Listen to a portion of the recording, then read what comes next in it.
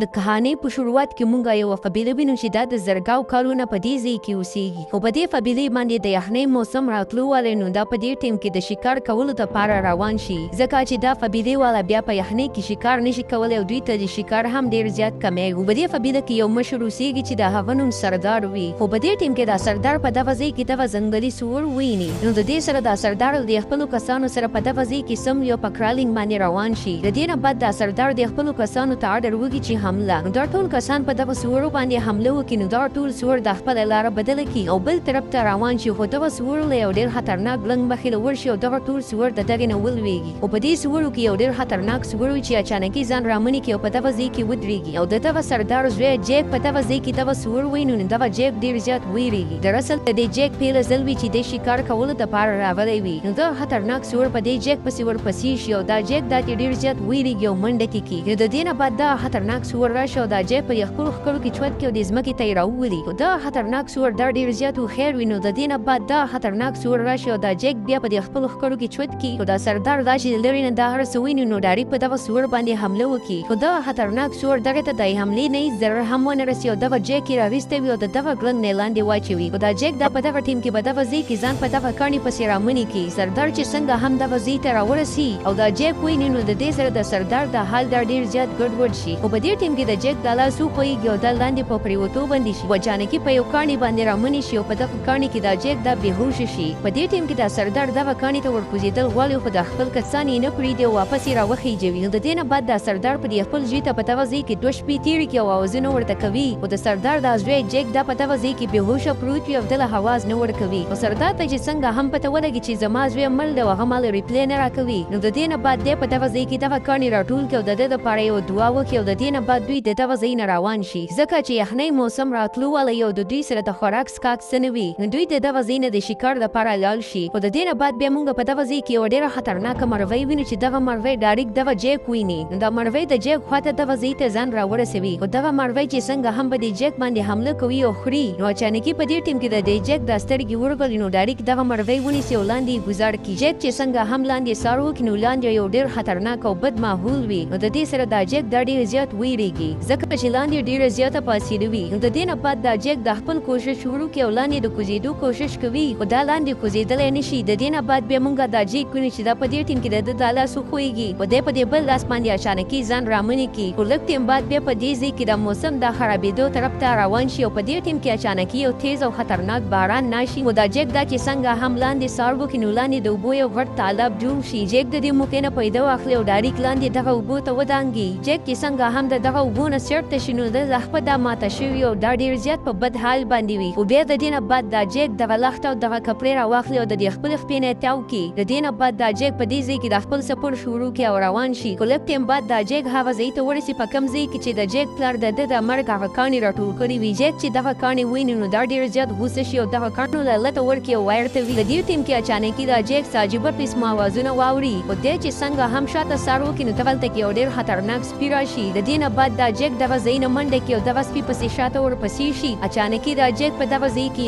ونې ته وخیږي، خو دا یو خطرناک سپی د جیک د خپه ونیسي او د دې سره دا جیک دغه چاقو راواخلي او ګوزار پرې وکړي او دغه سپی لاندې راواچوي. دا نور خطرناک سپي د دې جیک د شکار انتظار کوي او په دغه ځای کې ورته ولاړ وي. خو په دې کې دا روغه شپه تېره شي او دا جیک په دغه ونه کې ناست وي، خو چې کله هم سهار شي او جیک په هوش کې راشي، نو دغه خطرناک سپي د دغه ځای نه تللی وي. نو د دې نه بعد دا جیک دغه یو لور راواخلي او د دغه لور په سر پسې دغه یو چاقو مضبوط کړي، ځکه چې جیک ته پته وي چې په دې ځای کې یو ډېر خطرناک ځناور اوسېږي. د دې نه بعد دا جیک دغه سپی راواخلي او دغه خوله وله وتړي او دا یو سنسان علاقې ته ویسي او په دغه ځای کې کېږدي. او د دې نه بعد دا جیک دې ځان له خپله دوایي جوړه کړي او په دې خپل زخم باندې لګوي. جیک ته پته نه وي او دغه سپی دا په هوش کې راشي او دی د خپله خوله په دې ټیم کې کولا وهي. خو چې څنګه هم دی د خپله خوله کولاو کړي، نو اچانکي پې د دې جیک نظر شي. د دې نه بعد دا جیک دغه اوبه راواخلي او دغه سپي ته یې کېږدي او دغه سپی دا راشي او دغه اوبه څکي. دا جیک دا چې دغه سپی وویني، نو دا ډېر زیات خوشحاله شي. خو د دې جیک 5 ورځې کېږي چې دی هېڅ هم نه وي خوړی. نو د دې نه بعد دا جیک دغه ځای کې دغه خوراک شروع کړي، خو دغه سپی پې ډایرکټ راشي او حمله پې وکړي. خو دا جیک دا ورته خاړ شي. د دې نه بعد دا سپی دغه ځای کې چېرته کښېني او دې سپي ته هم یو کوټی ور واچوي او دغه سپی هم دغه خوراک شروع کړي. بیا موږ په دې ټیم کې وینو چې دا جیک دا د دې ځای نه د تلو فیصله وکړي د خپل پلار او مور خواته. او دا جیک دا نه غواړي چې دا سپی دې زما سره هم لاړ شي، ځکه چې په دې لار کې یو ډېر خطرناک ځناور موجود وي. د دې نه بعد دا جیک خپل سفر شروع کړي او روان شي، خو دغه سپی پسې ورپسې هم شاته ورپسې وي او دوی چې څنګه هم لږ مخکې لاړ شي نو په دغه ځای کې ډېر خطرناک سور موجود وي. د دې نه بعد دا جګ دغه سپي ته اشاره وکړي دغه سپی په هغه سورو پسې ورپسې شي او دا جګ دا ورته په دغه ځای کې پټ کښېني. دا خطرناک سور د دغه ځای نه رامنډه کړی وي او د دې جګ په دې مخه باندې واوړي او د دغه ځای نه وتښتي او د دوی دواړو نه دا شکار میش شي خو دوی دواړه ډېر زیات خفه وي او بیا په دې کې ټیم تېرېږي او دا جګ دا د دغه سپي نه دغه شکار کولو چل مکمل یاد کړي او د دې جګ نه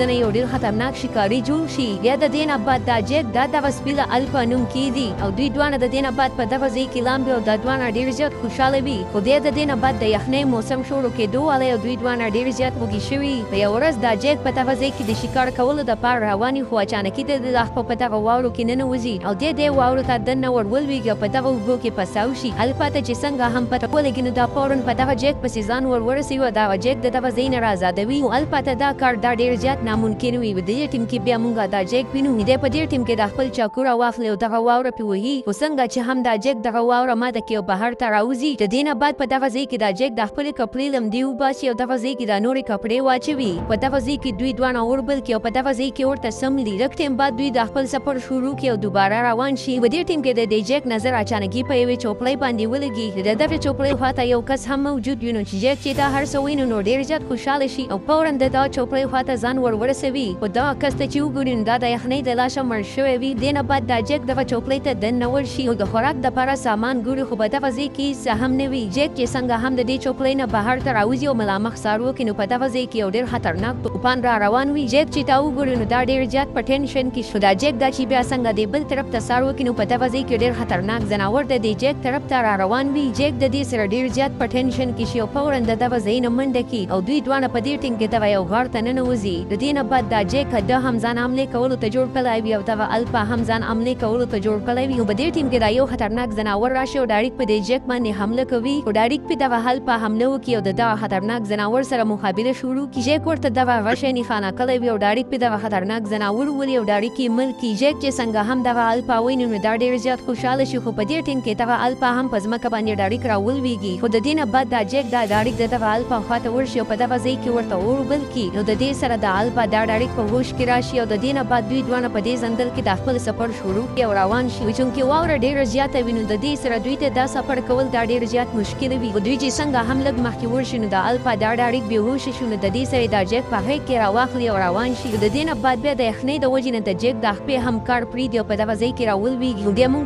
په دې ځای کې د دې جګ پلار سردار په دغه ځای کې وینو چې دی څنګه دې خوا څاروی کړي نو په دغه ځای کې هغه جګ ویني. خو سردار ته دا یقین نه راځي چې دا به زما زوی جګ وي. خو اچانکي دا د سردار د دې جګ خواله راشي او د جګ د لاس دا چې ویني نو سردار ته ډایرکټ پته ولګي چې دا خو زما زوی دی. د دې سره دا سردار او جګ دواړه ډېر زیات خوشحاله شي. د دې نه بعد دا سردار دا جګ دغه چوپړۍ ته دننه کړي او په دغه ځای کې ورته اوربل کړي او هغه الفا ورسره هم په دغه ځای کې موجود وي. د دې نه بعد بیا موږ دا جګ او الفا وینو چې د دوی دواړو یوه ډېره خطرناکه او ښایسته دوستي جوړه شي. دوستانو دا وه زموږ نننۍ کهاني. امید ساتم چې ستاسو به خوښه شوې وي. د نیکسټ ویډیو لپاره سره زموږ چینل ضرور سبسکرایب کړئ. والسلام.